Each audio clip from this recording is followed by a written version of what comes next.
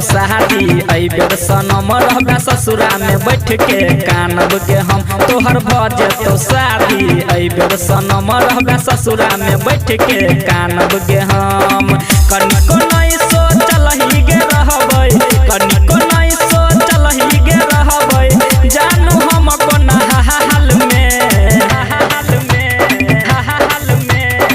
सैया के प्यार जब मिलतौ के तोरा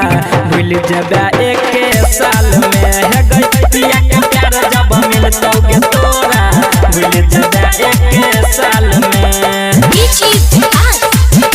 जबे एक साल में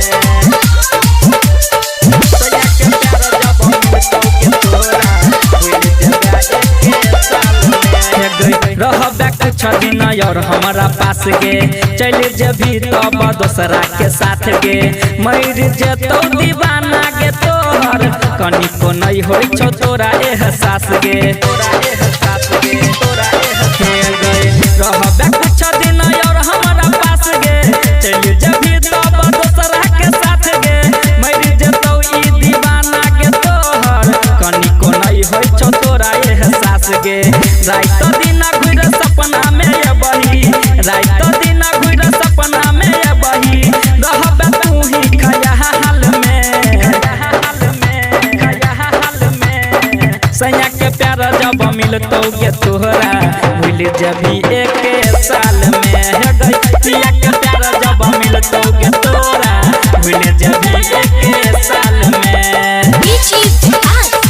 भूल जभी एक साल में